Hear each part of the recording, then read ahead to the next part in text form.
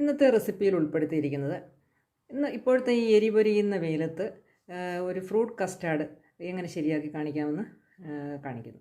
അപ്പോൾ നമ്മുടെ വീട്ടിലുള്ള ചേരുവകൾ വെച്ചിട്ട് എന്താ വീട്ടിലുള്ളതെന്ന് വെച്ചാൽ അത് വെച്ചിട്ട് നല്ല സ്വാദിഷ്ടമായ കുട്ടികൾക്കൊക്കെ വളരെ ഇഷ്ടപ്പെടുന്ന ഈ ഒരു ഫ്രൂട്ട് കസ്റ്റാർഡ് എങ്ങനെ ഉണ്ടാക്കാമെന്ന് നമുക്ക് നോക്കാം. അപ്പോൾ താമസിക്കാതെ വീഡിയോയിലോട്ട് പോകാം. അപ്പോൾ ഇന്നത്തെ ഈ ഒരു ഫ്രൂട്ട് കസ്റ്റാർഡ് തയ്യാറാക്കാനായിട്ട് പാത്രം സ്റ്റൗവിൽ വെച്ചിട്ടുണ്ട്. ഇതിലേക്ക് ഒരു 500 ml അല്ലെങ്കിൽ 1/2 ലിറ്റർ പാല് ഒഴിച്ച് കൊടുക്കാം.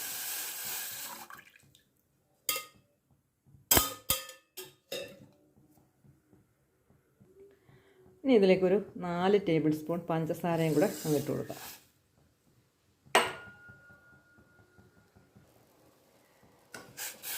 ഈ എരിഞ്ഞു പൊരിഞ്ഞ വെയിലത്ത് എല്ലാ ഫ്രൂട്ട്സുകളും കൂടി ഇട്ട ഈ ഒരു ഫ്രൂട്ട് കസ്റ്റാർഡ് വല്ലപ്പോഴൊക്കെ കഴിക്കുന്നത് നല്ലതാണ് കേട്ടോ. ഇന്ന് നമ്മൾ ശീലിക്കണ്ട, എന്നാലും ഇതിനൊന്ന് തിളക്കട്ടെ.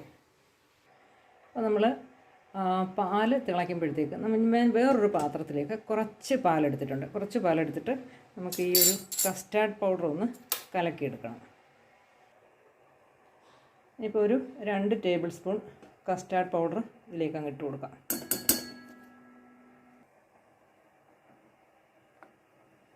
ഇത് നല്ലതുപോലെ ഒന്ന് ഇളക്കി യോജിപ്പിച്ചിട്ട് വേണം നമുക്ക് ആ തിളയ്ക്കുന്ന പാലിലേക്ക് ഒഴിച്ചൊന്ന് കുറുക്കിയെടുക്കാൻ. ഇതിപ്പോൾ വാനില ഫ്ലേവറുള്ള കസ്റ്റാർഡ് പൗഡറാണ്.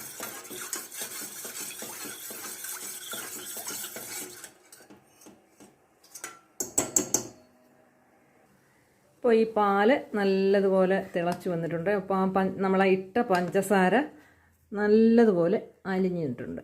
ഇനി ഇതിലേക്ക് നമ്മൾ ആ കലക്കി വെച്ചിരിക്കുന്ന കസ്റ്റാർഡ് പൗഡർ കലക്കിയത്, പാലിൽ കലക്കിയത് നമുക്കിതിലേക്കും ഒഴിച്ചു കൊടുക്കാം. അപ്പോൾ തീ വളരെ കുറച്ചിട്ടേക്കണം.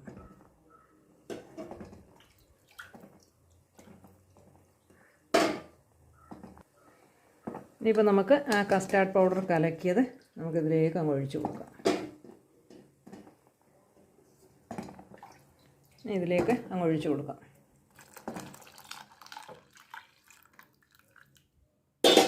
ഇപ്പം നിർത്താതെ ഇളക്കി കൊടുക്കണം. ഇനി കുറച്ച് ഇളക്കുമ്പോഴത്തേന് ഇതൊന്ന് കുറുകി വരും. ഇപ്പോൾ അത്യാവശ്യം കുറുകി വന്നിട്ടുണ്ട്.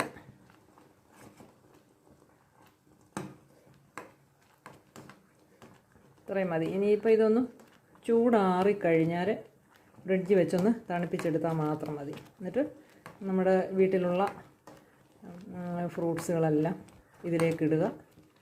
തണുപ്പിക്കണമെങ്കിൽ തണുപ്പിക്കാം, തണുപ്പില്ലാത്തവർക്ക് ചെറിയ ചൂടോടെ കഴിക്കണമെങ്കിൽ അങ്ങനെയും കഴിക്കാം. കണ്ടോ, ഇത്രയും മതി. ഇനിയിപ്പം സ്റ്റൗ ഓഫ് ചെയ്യും തീയെ.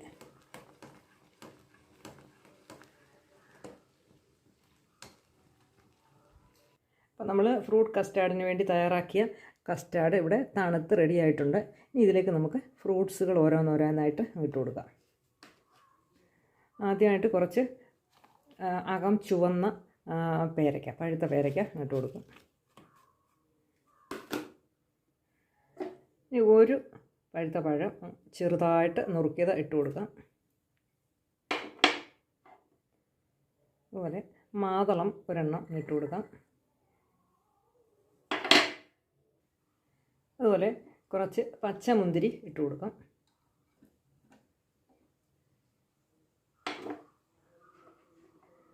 കറുത്ത മുന്തിരിയും കുറച്ചിട്ട് കൊടുക്കാം. ഇതിൻ്റെ കൂടെ ആപ്പിളോ അതുപോലെ തന്നെ ഡ്രൈ ഐറ്റംസ്, അണ്ടിപ്പരിപ്പ്, ബദാം എന്ത് വേണമെങ്കിലും ഇട്ട് കൊടുക്കാം. ഇതിപ്പോൾ ഞാൻ ഇത് തന്നെ അധികം ഇത്രയും കൊടുത്ത് ഇത് നല്ലതുപോലെ ഒന്ന് ഇളക്കിയതിന് ശേഷം ഫ്രിഡ്ജിലേക്ക് വെച്ച് ഒന്ന് തണുപ്പിച്ചെടുക്കാം. പിള്ളേർക്കൊക്കെ തണുത്ത ഫ്രൂട്ട് കസ്റ്റാർഡാണ് ഇഷ്ടം. കണ്ടോ, അപ്പോൾ നിങ്ങൾക്ക് കാണുമ്പോൾ തന്നെ മനസ്സിലാവും ഇതിൻ്റെ ആ ഒരു പിള്ളേർക്ക് എത്രമാത്രം ഇഷ്ടപ്പെടും എന്നുള്ള കാര്യം. കണ്ടോ, വളരെ പെട്ടെന്ന് ഇത് റെഡിയാക്കാവുന്നതേ ഉള്ളൂ. ഇനിയിപ്പോൾ ഇത് നമുക്കൊന്ന് നല്ലതുപോലെ ഒന്ന് തണുപ്പിച്ചെടുക്കാം. അപ്പോൾ നമ്മുടെ ഫ്രൂട്ട് കസ്റ്റാർഡ് ഫ്രിഡ്ജിലൊക്കെ വെച്ചിട്ട് ഇപ്പോൾ 1-2 മണിക്കൂർ വെച്ചിരുന്നു. ഇപ്പോൾ പുറത്തെടുത്ത് വെച്ചിട്ടുണ്ട്. ഇനിയിപ്പോൾ ഇത് നമുക്ക് ഈ ബൗളിലേക്ക് മാറ്റാം. കണ്ടോ, നല്ലതുപോലെ തണുത്തിട്ടുണ്ട്. അപ്പോൾ മുതിർന്നവർക്കൊക്കെ കഴിക്കുമ്പോൾ ഇത്രയും തണുപ്പ് വേണ്ട എന്നുണ്ടെങ്കിൽ നമുക്ക് നേരത്തെ തന്നെ കുറേ എടുത്ത് മാറ്റി വെക്കാം. ഇനിയിപ്പോൾ ഇത് ബൗളിലേക്ക് മാറ്റും.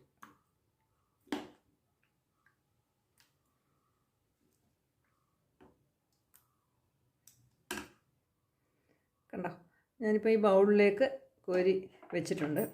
നമുക്കിനി ഭംഗിക്ക് വേണ്ടി കുറച്ച് മാതളം ഇതിൻ്റെ മുകളിൽ ഇങ്ങനെ ഇടാം.